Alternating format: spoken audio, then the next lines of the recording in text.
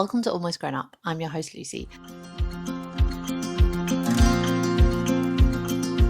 Today is the 100th episode of the podcast, and to kind of honor that moment and pause for myself, I want to take today to dive into the very first question that this podcast started trying to answer and share a little bit with you some of the answers and questions that have come up in the, I think, 8 years of doing this. So the central thesis of this podcast when it started was this idea of how can I reclaim growing up for myself. And it started because I was about to turn 30, or had turned 30. I think I had turned 30. And just maybe, I don't know. And I was panicking about that growing up, and I realized I felt like I was in a race that I was going to lose. Like I was always going to be getting older, and society always seemed to celebrate younger women or people, youth in general, people with potential, possibility in front of them. And it felt like actually by growing up, I was losing that. So I decided that that story didn't make sense to me, and I didn't want to be in a race that I was always going to lose. So I needed to redefine what that was for me. And this podcast is and has been a way of doing that, and I think will continue to be, because, full disclosure, very, very, very few answers have been found. Many, many more questions have been. But I have loved pretty much every episode of this podcast that I've done, the making of it, the thinking about it, the engaging with people about the topic or the concept or whatever it was. And I found different themes and topics of interest along the way. And one of the biggest parts of that has been the shift from trying to challenge this question of how do I redefine growing up for me in a way that feels good and right, merging more into this sense of how do I become more of myself, and why does that matter that I do that work?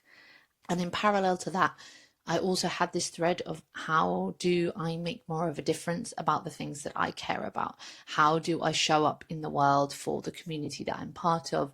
And what does it look like to start to challenge some of these other narratives beyond the narrative of what growing up and adulting means? How do I start to challenge some of the other narratives that exist in my world, or keep me in a certain place, or make me believe that somebody else is looking after that problem over there, so I don't need to worry about it. Instead, I can go back to working for somebody and buying the things and, just going on that treadmill.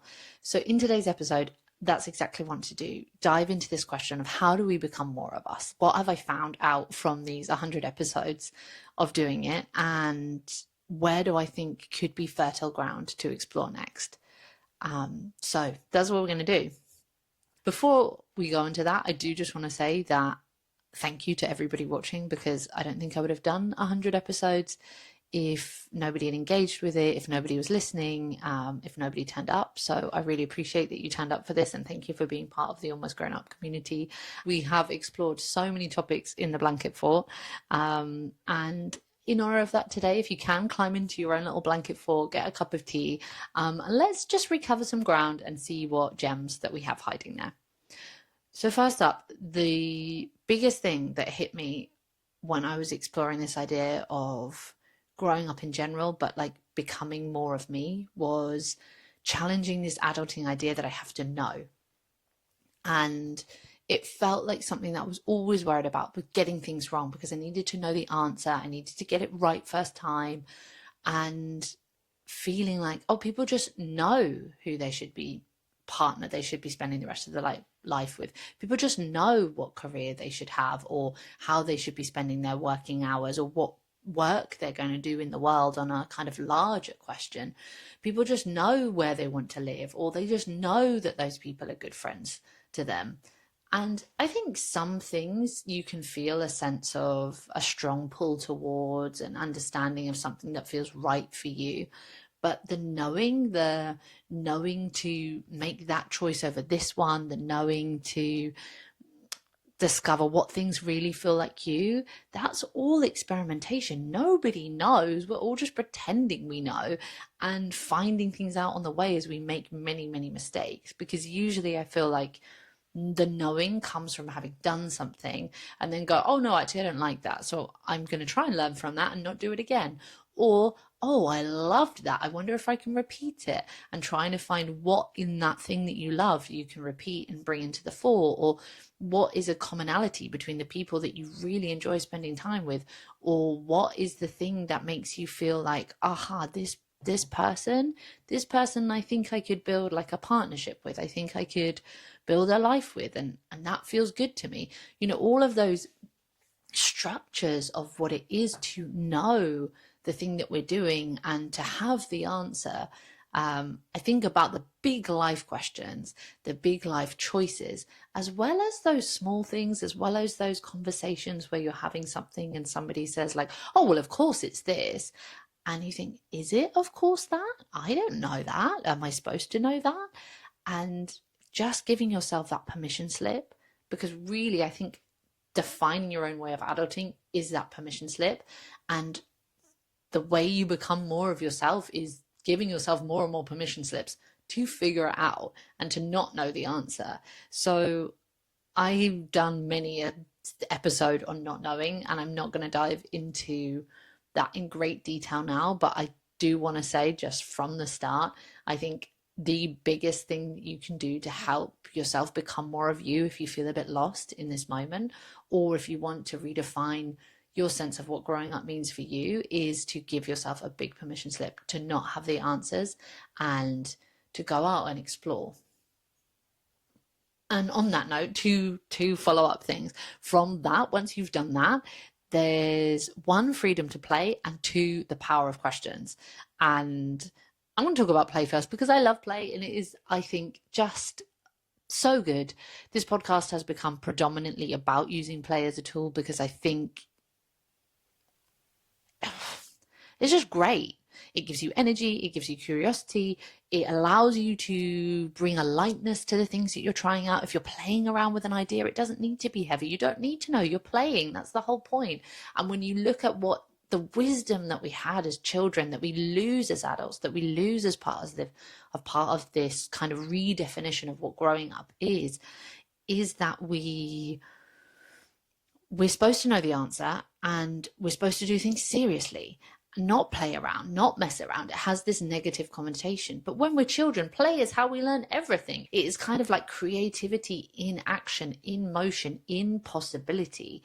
And I think it has been a major tool for me to help me feel more stable in how I want to grow up and the way I want to show up in the world, in what it means to be more of me. It's been, again, a permission slip for me to figure stuff out, to try an idea, to be okay that it doesn't work out, and then try the next idea.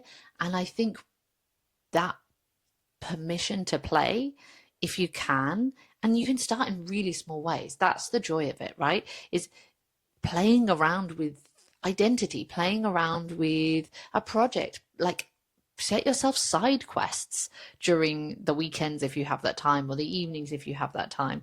I know that it all depends on what time and space we have in our life to do these things as extra, but also play kind of doesn't need to be that extra on top. In fact, I think play is the most powerful when we use it to do the things we need to get done.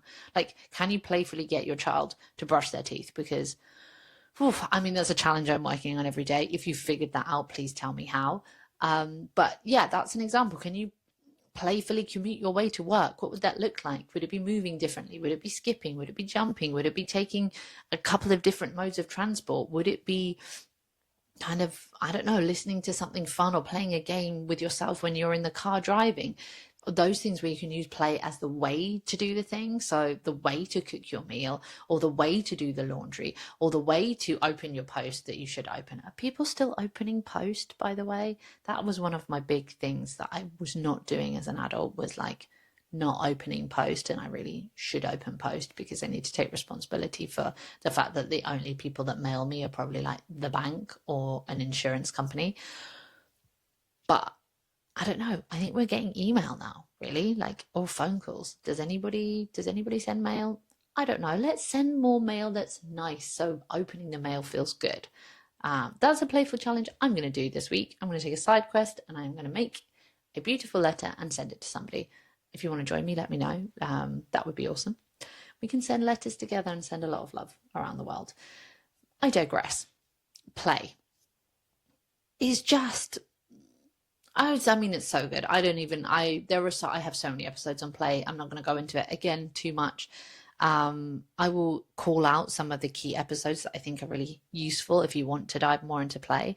But I guess the point I'm trying to make with it is that it can bring a lightness and a permission slip to figure things out in a way that doesn't need to be all or nothing, in a way that doesn't need to be from a place of knowing, in a way that can be from a place of silliness and fun.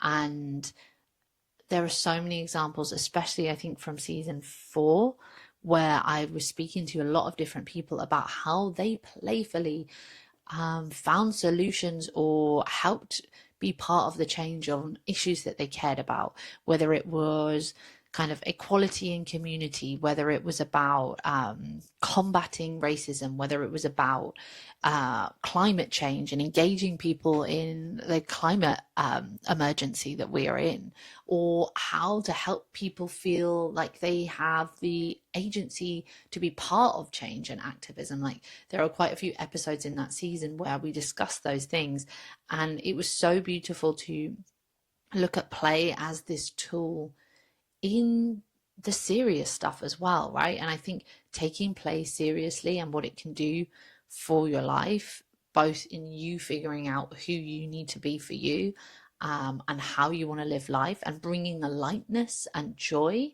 to that, as well as a way to explore and see what change you can make in the world to make more of the world that you want to live in as well. And I do think that is a really amazing thing about growing up, right? And I guess I want to talk about those amazing things of growing up, right? Not just this, oh, we go back to childhood, that's how we grow up, and let's just slack off all that responsibility, because actually the real definition for me of growing up is this taking responsibility and owning our agency in the world and trying to use that to make the difference that we want to make. But I think a lot of that comes from having yourself belong to you, having a sense of being the grown-up that you want to be, and giving yourself permission to go after that and to be yourself in the world. So the second part of this whole permission slip to not know, the first was play, obviously, and the second that I wanted to talk about are questions. And there's this amazing Rilke quote. I'm going to read it to you. I think we've talked about it before. I don't know. It's great. It's great. This is in Letters to a Young Poet, where he is, writing to a young writer who is asking him about like how basically the creative process, I guess, in a sense, and how do you become this artist, or how do you step into this role? And I think when we talk about becoming, this is a really nice way of thinking about it, especially when we talk about questions. So he says, be patient toward all that is unresolved in your heart, and try to love the questions themselves, like locked rooms and like books that are now written in a very foreign tongue. Do not now seek the answers which cannot be given to you because you would not be able to live them. And the point is, live everything. Live the questions now. Perhaps you will then gradually, without noticing it, live along some distant day into an answer. And for me, what I take away from that is that the preoccupation that we have with knowing and having an answer now really is just getting in the way of the exploration that we want to do in the world. And probably by the time we have an answer, if we ever have one, the answer won't be important. The journey that we have through the questions will have been the thing that has given our life meaning, that has helped us become ourselves, that has helped us connect with the people who have really mattered and shaped our lives. And for the last few years, I've used questions as a guide rather than answers. And the idea of asking better questions, asking more interesting questions, and not needing to have an answer, not needing to have something concrete, has opened up so many new ways of thinking for me, so many new connections, so many new perspectives. And I think it is, again, another permission slip to step off this needing to get it right, needing to know, needing to have the answer, and instead embracing the experimentation that comes with figuring things out, embracing the idea that actually questions give you ground to explore. And in episode 1 of this season, I talk a lot about why I think questions are important and what they do. So that was kind of maybe 5 episodes ago now. Again, I'll include a link to that. So I'm not going to dive fully into detail on the power of questions, but I think just starting to recognize what questions are interesting me in my life right now. What questions do I have about myself, about the world, about a way of being?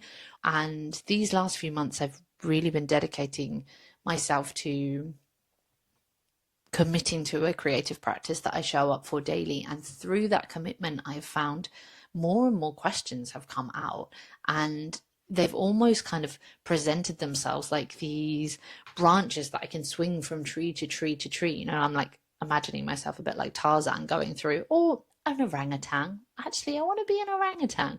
And imagine myself like an orangutan going kind of swinging from branch to branch of ideas, and that's kind of carrying my creative practice. It's carrying my interests, and it's also carrying this energy with it of going, I didn't even see 3 months ago that this would be something that I really was going to take forward. I didn't know that this thing was going to merge into that thing, and actually I'd see that, oh, this is moving towards a direction that I would not have predicted, but is exciting. And I think when we let ourselves be open to the exploration of questions, rather than needing to know an answer, we can be taken in ways that we might not have predicted, but actually allow us to explore that ground of what do we really care about? Because there are so many ways to live the questions, so many ways to turn up for them. And as you do that, you get into this more malleable space where you don't need to fit into the box. You allow yourself to be unlabeled, unboxed, just exploring the world. And this really makes me think there's another beautiful quote. There's this phrase, to live inside my own life. When I think about this question of how I become more of myself, I think about this passage. She writes, "There's a tree outside my window that taps the glass with her ancient hands. At night, I imagine her stroking my face. I choose this house because it has a fireplace to burn off bad days. In the sitting room there is a built-in hutch, awkward as a stubbed toe. It's her ugliness that I love. I buy books and candles and thrift store ramekins to line her shelves. If there are ghosts here, we are happy haunting one another. On Saturdays I buy us all flowers. My cat snores on the bed. When I go out, I order French 75s because I'm yet to hear anyone order one and not sound sexy. I wear a dress that doesn't hide my hips. In the tub, I listen to my grandfather's records. I am naked and unrepentant, a fish with teeth. I finally found a way to live on the inside of my life. This time, I'm the painter. This time, I'm the muse." And oh my God, I love that so much. I have recently been exploring this whole idea of what does it mean to be constructing our own identity so much that we are basically thinking of ourselves as the painting rather than the painter. And I think what she summarizes there is this sense of what it means to just be living you.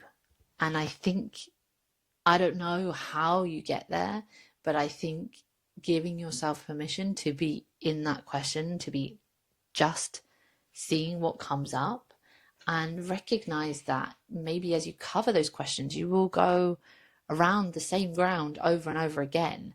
But I think this covering of the same ground that we get when we ask questions, and that we get when we give ourselves permission to not know and be okay, rather than feel like, oh, I've been here before, how am I back here again? Which can feel really damning and hard. But actually, I think often if we take a look around, we see that there's something new. And for me, this is where the practice of wonder comes in. And I want to say from the start, I believe it is a practice. I actually believe all of adulting is a practice. And I think when we can start to think about growing up as practice, the way that a toddler just tries to walk multiple times until it walks, like there is this thing of going, oh, okay, you don't, if you just stopped the first time you fell over or the first time you tried to climb up and fell down, you wouldn't be walking. Like, when we're children, we're tenacious about learning the things that we want to learn. And that comes from this space of permission, I guess, and allowing it to be a practice, allowing ourselves to do it over and over and over again until we either feel confident at it or good at it or able to do it, or we realize that's really not for me and I'm going to go and do that thing over here instead and try that. And embracing that practice, and the allowing there to be a practice is really helpful. But then I think when we use that in a space of wonder, when we realize that actually we don't just wonder when we have these once in a lifetime trips to somewhere, or these moments where we really connect with another person, or we just happen to watch the sunrise. Wonder is something that we get to practice on a daily basis if we want to. And it comes from that space where we just sit and look, where we sit and look close enough to see something different, where we maybe start to see past that first image into maybe the imperfections or the things we didn't notice. And then when you look long enough at something, the imperfections turn into beauty. I have never found that things stay ugly if you look long enough. And I know that's a really odd thing to say, but I mean, I'm sure there are some things maybe, but the things that I've looked at, and when I'm talking about things, I'm literally talking about objects, or a mark on a tree, or people's faces. We're obviously not things, we are people. Animals. When you just look at people and really look, oh my god, everybody is beautiful. Like I think I don't know how to quiet down that reaction I'm having, but I think wonder is this space where we can reflect on what it is to be in the world. And that gives us the energy, I think, to keep going and figuring out all of this becoming, because it can get tiring. It can feel hard at points. And I think when we do step into a space where we start to ask questions of maybe the system that we're in, or the way that we see the world, or the beliefs that we have, and we start to question our sense of self sometimes, that all of those things can feel really hard. And it's not easy. In fact, I'm currently reading this great book, Hospice in Modernity. But one of the things that I really like is she has this whole chapter called Why Read or Not Read This Book. And she writes, I feel that my responsibility in this chapter is to give you as much warning as possible about the risks of reading this book, so that you can decide for yourself whether it is the right book for you, and if it is, whether this is the right time for you to read it. And I guess what I loved about that was this idea of recognizing that we have seasons in life, and we may desire to become more of ourselves, and we may desire to make change in the world and build more of the world that we want to see. But there's also the recognition of, where are you in that moment in your life? And are you ready for the discomfort that's going to come with some of that? And if you're not, that's okay. Like, if this isn't the moment, then this isn't the moment. And that's fine. You can still wonder at things a little bit. You can still play a little bit. You don't have to go all in on anything. And I think recognizing that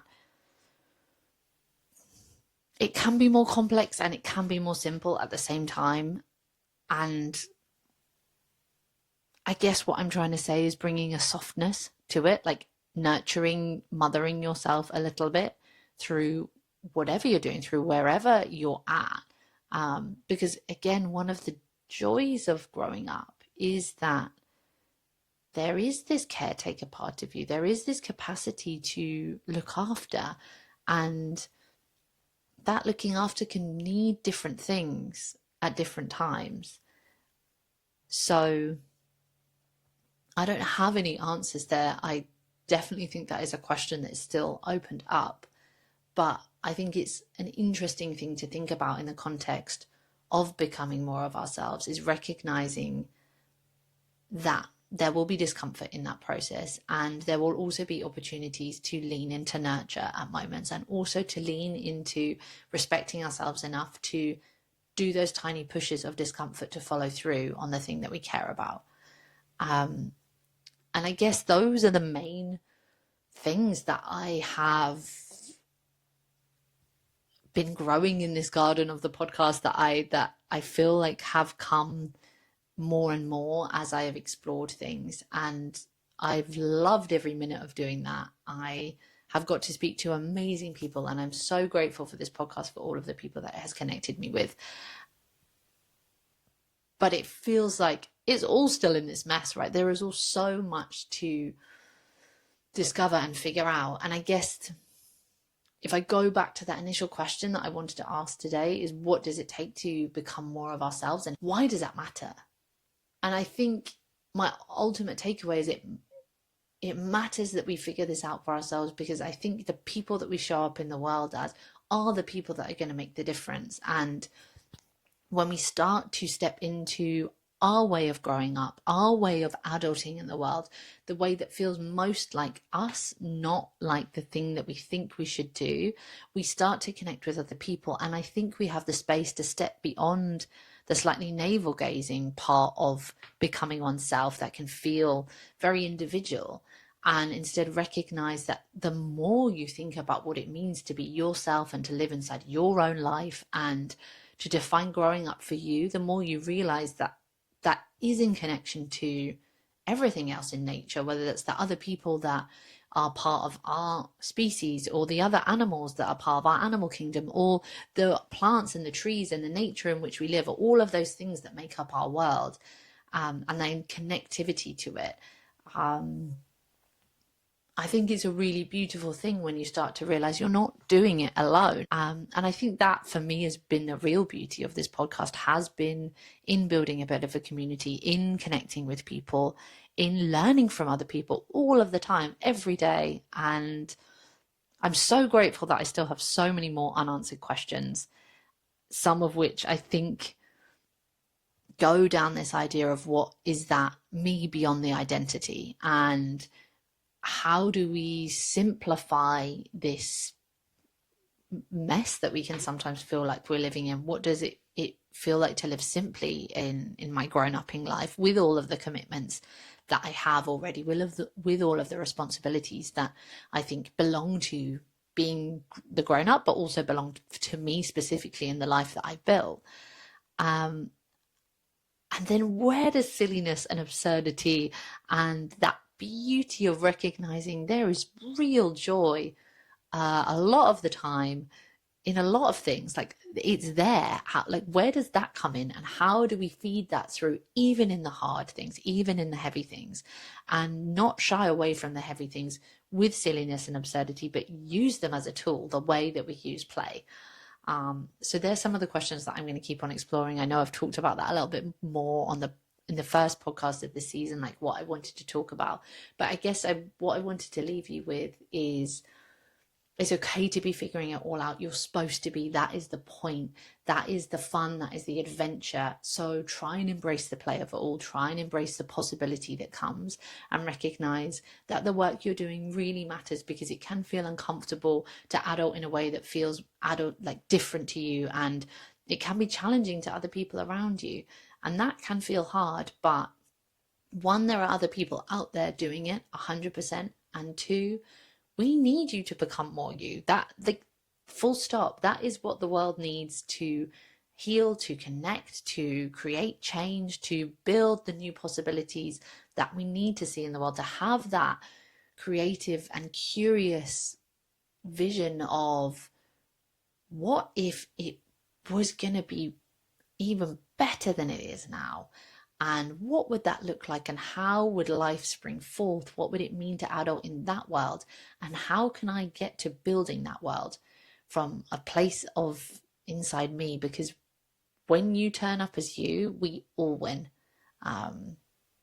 So thank you so much for listening, and for being part of this journey of 100 episodes and 8 years of reflection. As you can see, it's still a bit of a mess, but I love that there is so much to still figure out, and I think that is part of the joy of it. So here's to the possibility. Here is to figuring out adulting our own way and becoming more of ourselves. I will see you next time. But in the meantime, happy growing. I'm just gonna carry on how it is now. Okay. Should we do it? 100th podcast episode. Let's do this again.